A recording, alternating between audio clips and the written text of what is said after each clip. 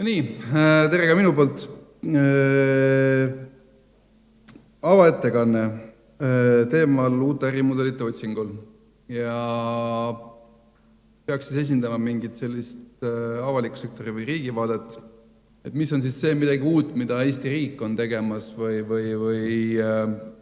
millega me ikka sinna nagu maailmakaardil ennast rohkem suudame maha märkida.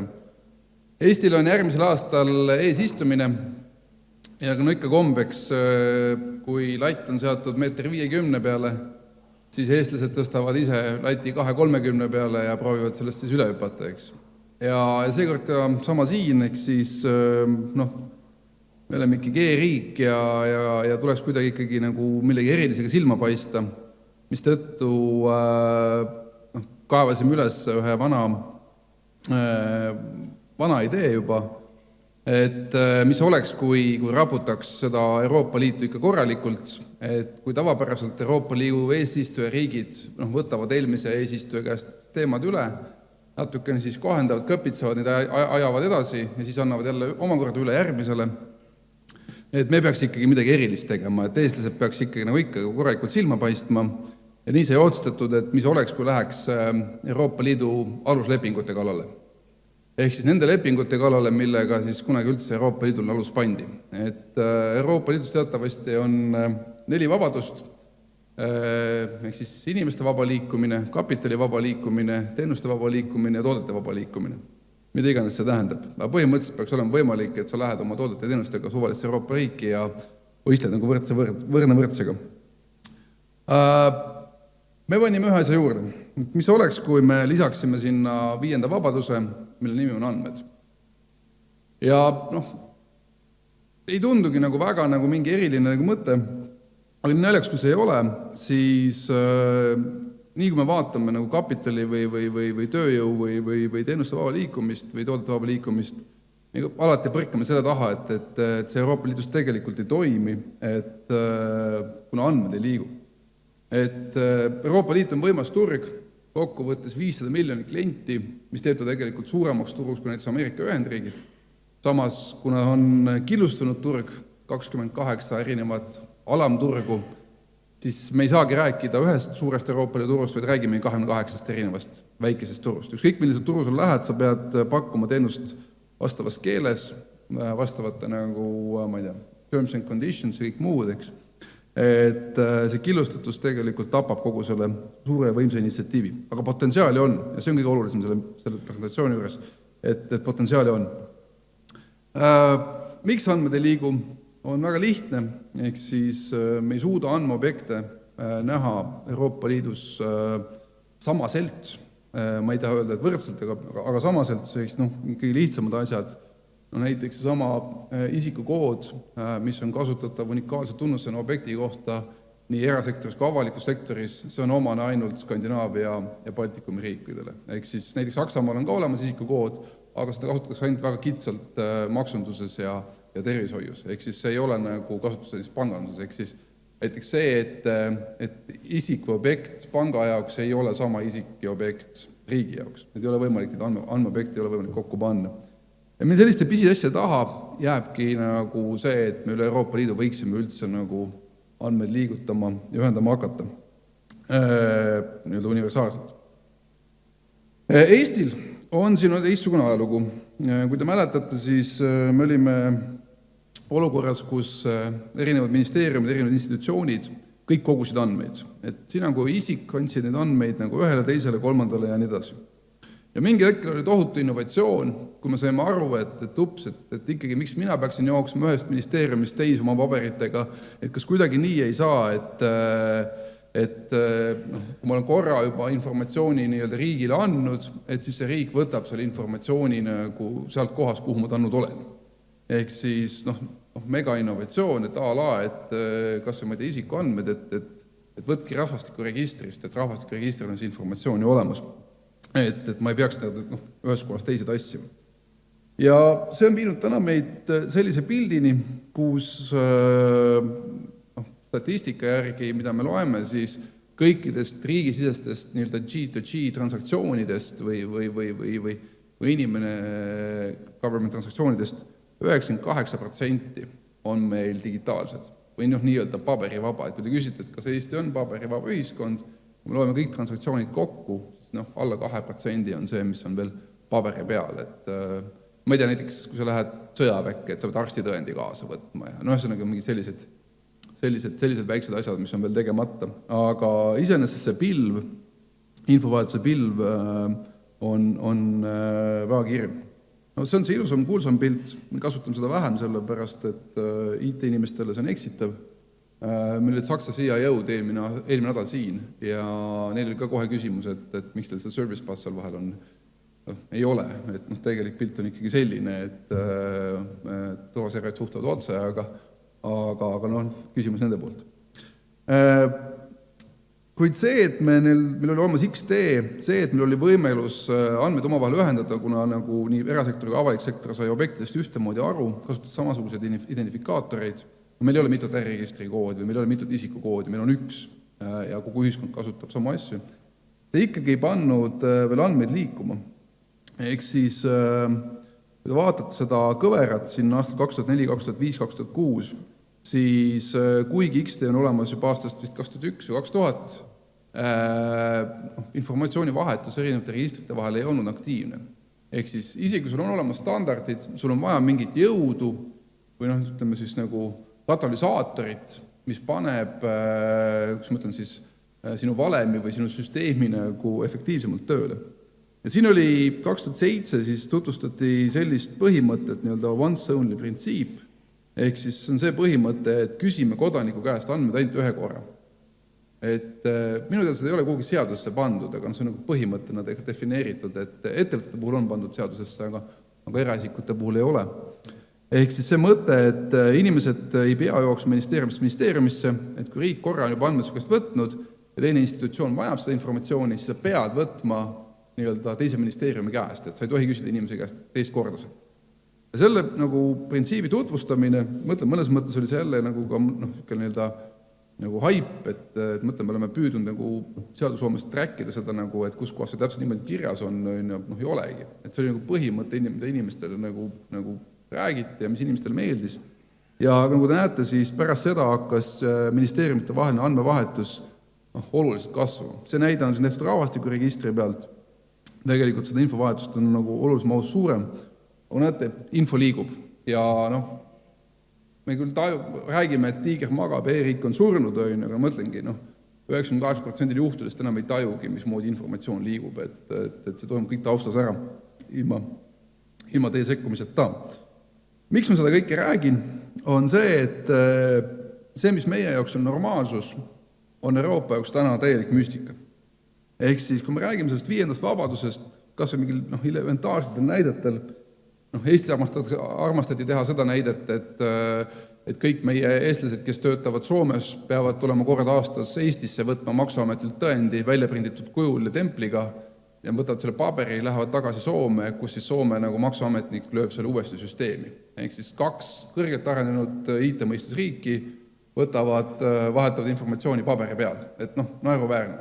Et oleks ju loogiline, et kui ma lähen näiteks Saksamaale tööle, mis siin see natuke pildi peal näide on, ma lähen Saksamaale tööle, kui Saksa riik mingit informatsiooni vajab, ta võtab seda informatsiooni minu kohta nii-öelda originaalsest andmeallikast, ehk siis Eesti vastavatest infosüsteemidest.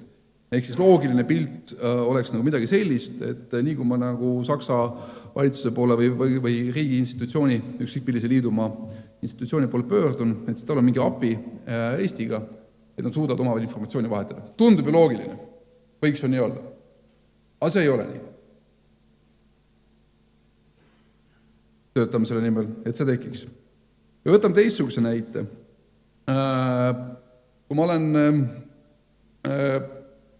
Eestis suhteliselt tuntud ettevõtja, võitnud siin igasuguseid tiitleid, olnud korralik laenude tasuja ettevõtjana ja eraisikuna Eesti pangandussüsteemile. Kui ma lähen täna teen Saksamaal ettevõtte ja tahan võtta kohalikust pangast laenu selleks, et ma ei tea, näiteks ehitada vabrik, siis ma olen Saksa riigi jaoks või Saksa pangandussüsteemi jaoks üks suur ümmargune 0.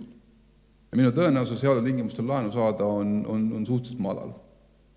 Välja arvatud, kui ma ei tule tagasi, ei võta välja prinditul kujul 6 aastat oma panga ajalugu ja lähen sellega pakikäis uuesti tagasi, nad saavad läbi lapata ja vaadata, et kui hea nagu laenude maksja või kui hea käitumisega, finantskäitumisega ettevõtja ma olen. Jällegi ebaloogiline. Oleks ju loogiline, et ma saaksin sõna otsa mõttes öelda selle Saksa pangale, et täna ma olen Swedbanka klient, et ole hea, et võtta Swedbankast nagu see informatsioon minu kohta, mis aitab sul teha paremat krediidiotsust nagu minu kohta. Oleks ju loogiline, et võiks nii olla.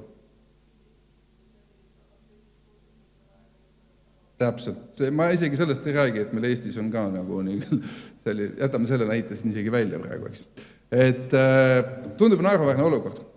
Et võiks olla teistmoodi. Võiks olla niimoodi, et nad suudavad omavahel suhelda liiati veel finantssektoris, kus tegelikult see informatsioon on suhteliselt standardiseeritud, et siin isegi ühte standardis kokku leppimine ei tohiks väga keeruline olla. Ehk siis see võiks olla tulevik. Nüüd, kui me seda juttu räägime, siis see kõik tundub jällegi nagu meie jaoks elementaarne ja ütleme nii, et riigi tasandil see on ka Eestis juba ära tehtud, et miks mitte seda siis Euroopa tasandil teha. Kuid siin on üks huvitav nüanss. Panete tähele, ma lähen Saksamaale ja ütlen Saksa riigile, et ole hea, võtta minu informatsioon Eesti inforegistrist. Et see on minu info minu kohta, et ole hea, võta ja vaata. Või see, et ma lähen panka ja ütlen, et ole hea, et võta minu teisest pangast, minu tehingute ajalugu, et see on minu informatsioon, et kasuta seda selleks, et ma saaksin sinu käest paremat teenust. Ehk siis see tundub meile täiesti loogiline, et ma saan oma informatsiooni, mis ma kuhugi olen tekitanud või kuhugi olen andnud, ma saan seda anda kellelegi teisele. Ja siit tuleb üks huvitav väljakutse ja võib-olla ütleme kogu selle 5. vabaduse nagu põhirebu või olemus. Euroopa Liit on otsinud juba tükk aega võimalust, kuidas üldse vastu panna, kuidas nagu globaalse konkurentsis toime tulla, eriti konkurentsis USA-ga. Ehk siis igasuguse uue innovatsiooni osas Euroopa kipub olema mahajääja, puhtalt selle pärast, nagu juba öeldud, et meil on 28 turgu, meie regulatsioon on ikkagi kergelt paindumatum ja raskem muuta kui USA-l, meil on kapitalile raskem ligipääs kui USA-l, meil on talendile raskem ligipääs kui USA-l, ehk siis me kogu aeg jääme nagu maha. Et mis on see asi, millega me nagu järgi tulema? Ja see, et me teeme, ma ei tea, kapitalile parema ligipääsu, see on nagu 100 meetri jooks, et kui sa kellegi teisega koos 100 meetrit jooksid sust eespool, siis sa jooksid alati talle järgi. Et sa pead nagu mõtlema välja nagu mingi uue võistluse või uue nagu lähtenurga, kuidas üldse nagu toime tulla selles konkurentsis. Ja siit tuleb küsimus, ehk siis, kui see, et ma ütlen pangale, et ole hea, võtta minu teisest pangast informatsioon ja tee selle mulle parem otsus, see tundus meile normaalne. Aga mis siis, kui ma saaksin öelda nagu Foursquare'ile, et kuule, et ma tahan minna Jelpi, et ole hea, et anna mu informatsioon mulle kaasa. Või ma tahan minna Apple'i telefoni pealt Androidi peale üle ja ütlen Apple'ile, et anna mulle informatsioon kaasa. Või mis, kui ma tahan oma meditsiinilise ajaloo müüa Pfizerile, see on ju minu informatsioon, miks ma ei võiks seda müüa. Mõelge sellest infost täpselt samamoodi, nagu selles panga näites oli, et raw data, ehk siis andmed, mis eksisteerivad ainult selle pärast, et mina eksisteerin või mina tegutsen. Raw data. Mis oleks, kui raw datal oleks kontroll, inimesel endal oleks kontroll raw data jagamise, müümise, kasutamise üle. Mis oleks, kui ma saan sõna otsa mõttes müüa, Linner istub siin ees, ma saan müüa sulle või anda, vana sõber annan sulle hea meelega niisama, võib-olla ühe õllehest, kogu oma finantskäitumise, kui see aitab sinu startup. Okei, minu andmete üksi saamine Linnerit ei aita, aga kui ta suudab veel ära motiveerida siin selle saalitäie või rohkem inimesed, 1000 inimest, tekib tõsine andmekogu, mis juba on piisav selleks, et hakata tegema mingeid järeldusi või otsima mingeid seoseid. Et mis oleks, kui inimesed saaksid oma andmeid tõesti ise müüa? Millise turu see tekitaks? Me võtame seda, et Euroopa Liidu turg on 500 miljardit inimest, 500 miljonit. Kui õnnest 10% inimestest tegeleks oma andmete müügiga või jagamisega ja saades selle eest, ma ei tea, kokku 100 eurot inimese kohta, oleks juba see 5 miljardi turg. Aga selge on see, et kui sükk asi lahti läheks, siis see paisuks nagu veelgi suuremaks. Puhtalt cybersecurity infokaitseturgu hinnatakse praegu maailmas umbes $100 miljardile. Euroopa Liit midagi sellist juurde teeks, oleks tõsine pauk või teistmoodi lähenemine üldse, kuidas innovatsiooni teha saab. Ma toon mingi näite. Võtame seda sama, et meil on siin startup, kes vajab oma startupiks informatsiooni. Ma toon võib-olla isegi näite, ma toon Apple'iga näite. Et sul on vaja liikumisinformatsiooni Tallinna linnas, selleks, et sinu startup saaks paremini toimetada. Selleks, et sa teeks mingi järelduse teha, sul oleks vaja varustada vähemalt 1000 inimeseline valim mingi seadmega, kes jälgiks sinu liikumist, on see asukoht, kiirus ja nii edasi. Sa peaks ära motiveerima 1000 inimest, varustama mingi seadmega ja siis ootama 6 kuud, kuidas nad käituvad ja siis vaatama, et kas saab midagi järeldada või ei saa midagi järeldada. Ehk siis see innovatsiooni barjäär on mega suur ja mega kallis. See samas, kui sa saaksid ära motiveerida 1000 inimest andmaks neile Apple'i poolt, ma ei tea, ütleme, täna on sul kõigil on meil platvorm taskus, asukohta registreeritakse kuskil minuti tagant, eks. Et kui me saaksime seda informatsiooni jagada selle sama startupiga, viiks selle sama innovatsiooni tegemise kulu oluliselt madalamaks. Et nüüd on küsimus et miks ma peaksin üldse andma oma andmeid Linnerile, ma ei tea, raha eest. Anna mulle 100 eurot ja ma annan sulle oma andmed. Veel enam, kui 1000 puhul saab need andmed ka ära anonymiseerida, ehk siis, et Linner ei pea teadma, et need olid just täpselt minu liikumised. Et ma olen 1000 seast, nimi on ära lõigatud, isik on ära lõigatud sealt küljest, ma saan 100 eurot, tema saab andmed, 1000 korda 100 eurot on 100 000 eurot. Startupi mõttes on see nothing. Sa saad oma innovatsioonile tõestuse 100 000 euro eest, sa saad mingi alusandmestiku selleks, et ainult 100 000 euro eest on väga odavalt saadud. Ja see võiks panna Euroopa Liidu hoopis teistmoodi innovatsiooniga tegelema. Siin on Apple'i näide. Selge on see, et keegi peab seal vahel olema, et päris nii ei saa olla, et iga startup hakkab Apple'i poole pöörduma ja ütleb, et näed, et meil on Taavilt volitus ja me võime andmed võtta. Et see tähendaks tohutut overheadi kõikidele ettevõtetele, kes andmete jagamisega peaks tegelema. Kusjuures siin näitasin meil Apple, aga natuke enne ma näitasin, et tegelikult seda informatsiooni või ütleme, reeglid kehtiksid ju kõikidele, et kes iganes informatsiooni registreerib, peab olema võimeline seda välja andma isiku soovil. Et meil on vaja mingit brokerite kihti ja sellist, et brokerite kihti, kes sõna mõttes ei muutuks ise sellisteks, kes andmeid oma kõhu alla koguvad, et siis neid ise oma tahtse edasi müüa. Et see brokerite kiht peab olema läbipaistev, seda peab saama auditeerida, need peaks olema ettevõtted, kellel midagi kaotada. Väga hästi sobiksid selleks telekomid, näiteks Deutsche Telekom või Orange või Vodafone, sest ta peab olema piisavalt suur selleks, et mis ma mõtlen, Apple'i-sugune ettevõtte või Google'i-sugune ettevõtte, viitsin nendega rääkida üldse. Aga midagi sellist võiks panna täiesti uuesti uut moodi Euroopa tööle. Ehk siis, printsiibid, mida Eesti nüüd vähemalt diskussiooni mõttes lauale toob juba selle aasta sügisel, on sellised, et VODIF, Euroopa Liidu kodanikud, omavad kontrolli oma enda raw data üle. Ja ma ükord toonitan see definitsioon, ja see raw data on siis see andmestik, mis eksisteerib ainult tänu sellele, et mina eksisteerin või mina tegutsen. Et ilma selle minu tegutsemist ja minu eksistentsita neid andmeid ühelgi osapoolel ei oleks. Ja ma tõin näite praegu siin vaatame Apple'it või Google'it, aga mõtlengi, teie Spotify kasutamine, teie sõna otseses mõttes juuksuri juures käimine, kõik see on tegelikult selline andmestik, mis iseenesest nagu siin kuuluks andmeobjektide kohta. Kui me küsime seda, et kui palju Euroopa Liidu reeglistik üldse sellist mõtteviisi täna toetab, siis üllatavalt palju.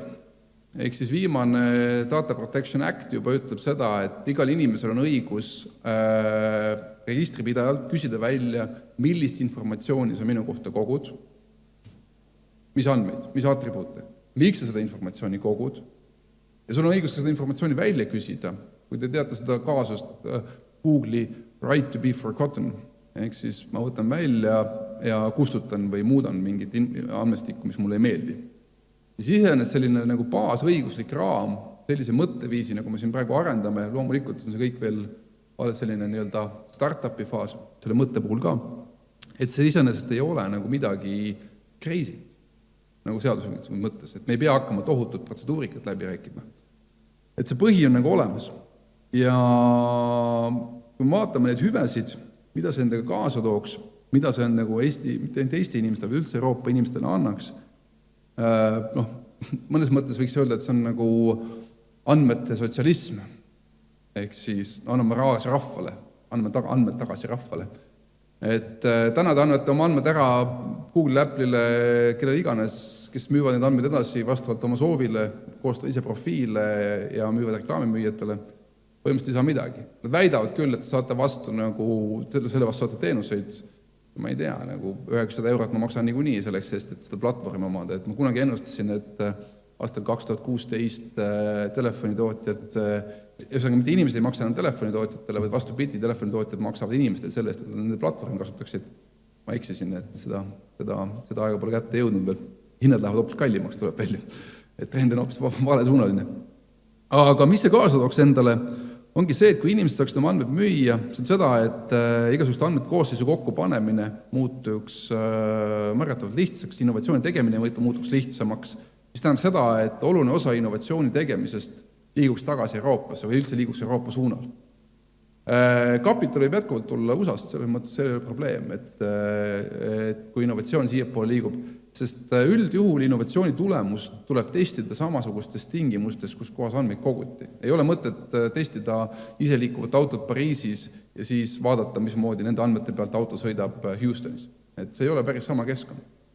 See tähendab seda, et ka testimine ja tootmine võiks rohkem liikuda Euroopa suunal, rohkem ajusid võiks tulla Euroopa suunale ja täiesti uus turg tekiks. Ja see ei ole mitte väike turg, vaid see oleks kindlasti kümnetes miljardites ulatuv turg, mis looks uusi töökohti, looks uusi ärisid ja annaks nagu tõuke kogu Euroopa Liidule. Ehk siis selline väike idee on Eestil lauale panna oma eesistumiseks uuel aastal. See algab kõik novembris sellel aastal juba, kui avatakse diskussioon üldse sellistel teemadel ja Eesti praegu püüab oma mõtteid sinna sisse ära pushida. Ja kui see käima läheb, mine tea, äkki, mitte kindlasti kohe, aga äkki mõne hea aasta pärast midagi sellist võiks reaalselt ka juhtuda, et Euroopa Liidus inimesed on oma andmete omanikud, neil on kontroll nende andmete müügi kasutamise üle. Selle ilu on veel see, et me ei pea selles suhtes leppima kokku nagu riikide tasandil, see on iga isiku enda otsus, kas ta tahab oma andmeid müüa või mitte või jagada. Ehk siis see on selles mõttes nagu need inimesed, kes on väga mures andmekaitse või privaatsuse pärast, väga hea, sa ei pea mitte midagi tegema. Ela ja ole nagu sa oled praegu. Need, kes tahavad müüa, miks mitte, kui sul see võimalus olemas oleks. Täna sul seda võimalust ei ole.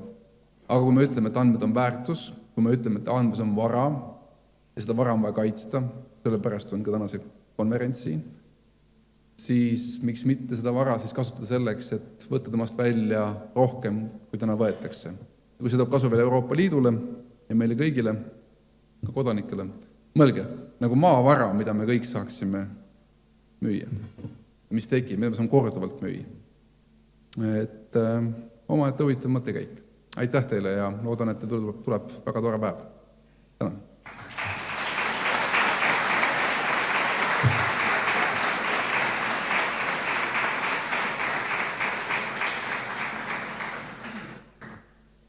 Küsige küsimusi. Küsige küsimusi. Võib-olla ma kõigepealt küsin ühe küsimuse ise, Taame ära sinu käest, et kui ma peaksin välismaalaste siin tutvustama, siis ma sageli kasutan mõistet, et sa oled mitteametlik Eesti IT-minister. Kõigepealt panen selle tiitli kaela, aga ma küsiks seda, et see on nagu üks teema, mis sul laual on. Mis sul veel hetkel töös on? No meil on väga palju asju töös. Ehk siis ma ise ootan kindlasti selle projekti tulemust, mille koondnimetus on eesti keeles aruandlus 3.0. Ehk siis see on projekt, mille me käivitasime koostöös Maksu- ja Tolliameti ja Statistikaametiga rohkem kui aastat tagasi. Ja meil idee on nagu selles, et just nagu väike- ja mikroettevõtted, kes on, kus ma ütlen, kelle äri on sularaha vaba ja kelle ei ole väga palju tehinguid igas kuus. Ja sellised ettevõtted on 4/5 meie kõikidest ettevõtetest. Et kui nad avavad oma konto nii-öelda kontrolliks Maksu- ja Tolliametile, ja kui nad panevad igakuiselt mõned kategooriad oma panga statementilt nagu õigesti, siis rohkem mingit aruandlust või raporteerimist nad riigi suunal tegema ei peaks. Et jõuda nagu sellise automatiseerituni, kus see ettevõtjaks hakkamine, ettevõtjaks olemine on viidud oma keerukuselt absoluutse miinimumini. Et sinu asi on ainult mõelda, kuidas sa oma ettevõtte arendada saad, kuidas saad uusi kliente leida, kuidas sa oma tooteid saad arendada, teenuseid saad arendada, aga kõik ülejäänud, kui sa oled sularaha vaba ja toimub su konto peal ja ilma mingi sebimiseta. Ja kui me sellega hakkama saaksime, siis see oleks nagu tõeline murrang üldse nagu kogu ettevõtte ärikeskkonna osas ja me oleme sellele ikkagi väga lähedal ja mul on hea meel, et nii Statistikaamet kui Maksuamet on sinna väga palju energiat sisse pannud ja tänased tulemused on ikkagi väga lootusrikkad. Et see on üks näide. Ja kindlasti mõtlen jälle, mida inimesed ei näe, kui me ütleme, et tiiger on surnud või tiiger magab, eks väga palju energiat läheb meil selle peale, et sõna otse mõttes need teenused, mis 10 aastat tagasi on loodud, mõtleme digitaalne allkirjastamine või need samad e-lahendused, mida te igapäevaselt kasutate, et alles nüüd me hakkame nägema nende teenuste tegelikku jõudu, ehk siis alles nüüd hakkab tekkima taha sinna nagu kasutust, mis nagu reaalselt ka nagu ühiskonda aitab, ehk siis, et need reformid tegelikult, mis oma tegemise hetkel tundusid nagu lihtsad ja innovatiivsed, nende käima jooksmine on ikkagi võtnud kokkuvõttes nagu pikka aega, et ka siin on nagu tõsist innovatsiooni tulemas. Aga meil on veel ideid, nii et selles mõttes me ei ole kuskile pidama jäänud, et lihtsalt liiga vähe aega on selleks, et seda ikka seletada siin.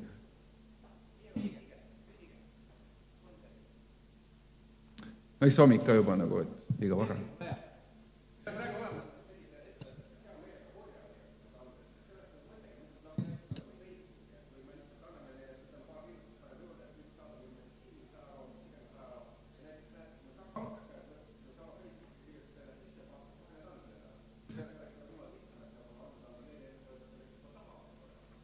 Tähendab, selles mõttes nagu tehnikad, kuidas seda süsteemi nüüd tööle panna, on nagu erinevaid. Küsimus on nagu, et baasprintsiibid peab paigas olema, ehk siis sama, et täna müüb Facebook su andmeid ilma, et ta küsiks sul käest ja maksaks sul käest. Et okei, ta küsib seal alguses, kui sa nagu, see on see koht, kus sa ütled selle terms and conditioner, ütled nagu linnuke ja agree ja lähen edasi, et see 600 lehekülge teksti sa ei viitsi läbi lugeda, seal sa tegelikult ütled seda, et sa annad selle informatsiooni talle, eks. Et täna toimib see niimoodi, et siin ongi nagu teistpidi, et see on nagu kogu mõtteviisi nagu muutus, et inimene ongi oma toorandmete omanik. Ma ütlen veel kord, et toorandmed ja rikastatud andmed on, et kui mina liigun tänava peal, tekitan oma asukohaga informatsiooni või mul on pangakonto, millele tehingud tekivad selle, et ma maksin kaardiga, et see on toorandmestik. Aga näiteks see, et minu kiirus tänaval sõltus sellest, et tol päeval sadas vihma, ehk siis see informatsioon juba, kui see on rikastatud informatsioon, et see oleks juba konkreetsele ettevõtte oma. Et siin on nagu hästi oluline ikkagi see, et kokkuvõttes usaldus ja see privaatsus ikkagi nagu oleks mingil määral ikkagi tagatud, ehk siis need reeglid, mismoodi andmeid üldse jagada saab, kogu see volituste süsteem, anonymiseerimine ja nii edasi, et see kuidagi peab olema ikkagi korraldatud mingil moel. Jah, need ei pea olema telekomi ettevõtted, need võivad olla ka Facebook või kes iganes. Kusjuures, kui me seda ideed kunagi, ma arvan, et sellest on peaaegu 2 aastat juba möödas, kui ma esimest korda seda ideed Google'ile tutvustasin, siis Google ütles nagu, et unusta ära, seda ei juhtu never, et see on meie asset ja see on meie väärtus ja umbes, et nagu tore on, aga mine mõtlema mõtteid nagu kuskil teises kohas. Ja siis kuu aega hiljem nad helistasid mulle tagasi MKM-i lauatelefonile. Ma ei tavalist lauatelefoni ei oski võtta, aga siis lauatelefoni ütlesid, et härra Kotka, et see on väga hea mõte, me väga toetame seda ideed. Nad said aru sellest, et kui mina olin teinud näite niimoodi, kus nemad on andmejagajad, nad said aru, et aga me oleme ka andme võimalikud saajad. Ja näiteks Google on palju lihtsam ära motiveerida 1000 inimesi selleks, ma ei tea, näiteks ma motiveerin ära kõiki Mercedese kasutajaid jagama oma informatsiooni selleks, et ma saaksin paremini oma Google Car'i edasi arendada. Et nad said aru, et nad ei ole ainult andjad, nad on ka võtjad või saajad. Ehk siis potentsiaali on ideel, aga jah, selles mõttes on need lahendusi, kuidas seda ära korraldada, on tegelikult mitmine. Küsimuses baasprintsiibis. Täna sul see isegi ei mõte, et sul võiks olla õigus öelda kellelegi keelata näiteks oma andmete edasimüüki või et sa isegi mõtle selles võtmes.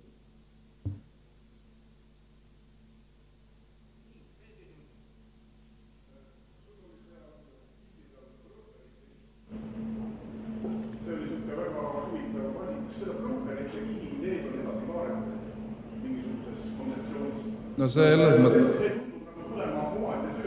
jah, selles mõttes ongi, et me oleme ainult nii palju seda brokerite kihti praegu nagu selgitanud, et siin on paar reeglit, nagu siin oli see üks reegel, see viimane reegel, et nad tohivad olla ainult vahendajad, ehk siis nad põhimõtteliselt ei tohi nagu endale koguda mingit, ühesõnaga, ma ei tea, kõik juba läbi käinud politsei, ma kogun endale kuidagi ja siis ma sealt edasi, et see peab olema kindlasti nagu mingi selline kiht, kes nagu vahendab ja ta peab olema läbipaistev ja piisavalt suur, et ole midagi kaotada, et see ei saa olla mees ja koer tüüpi ettevõte, et see peab olema midagi suurt, kellel on nagu midagi kaotada.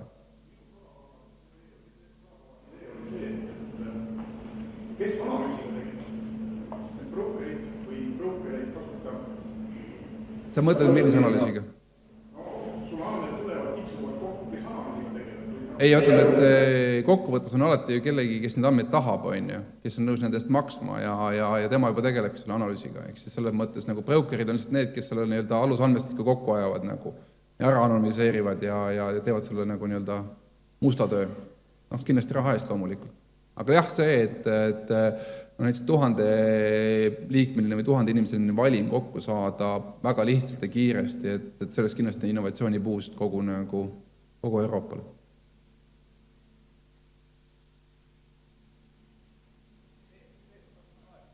Aeg on tegelikult läbi, aga okei.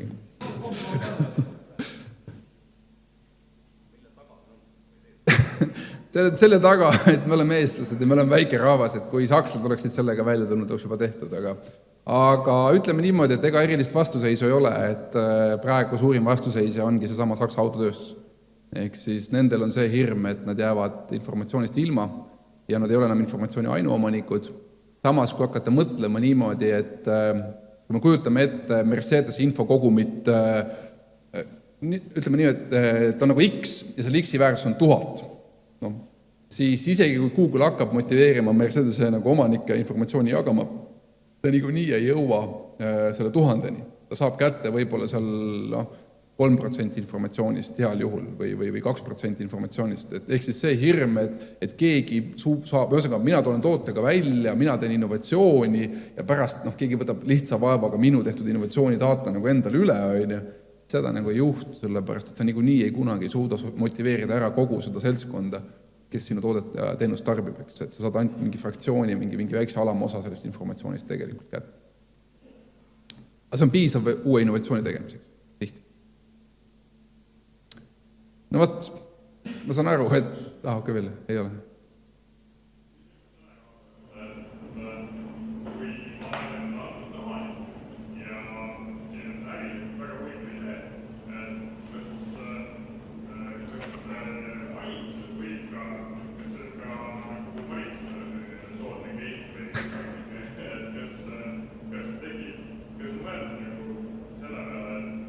Big Brother. Okei.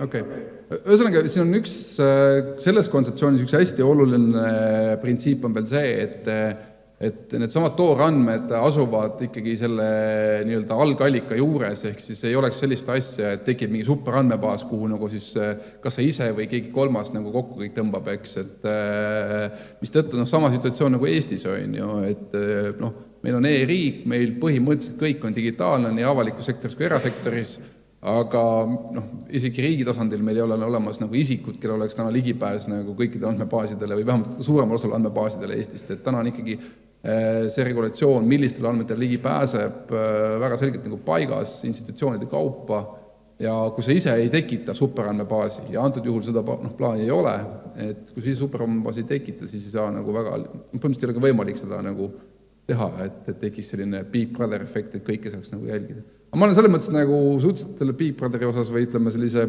valitsuse osas nagu alati olnud veidi skeptiline, et minu meelest see informatsiooni hulk, mis ma täna Google'ile annan, on minu meelest mind iseloomustav ja mind kompromiteerib väga palju rohkem kui see, mis iganes ma valitsus minu kohta täna kogub.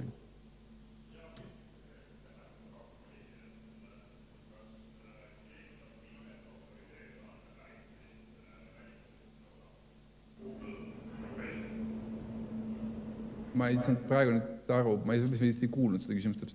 Sinu?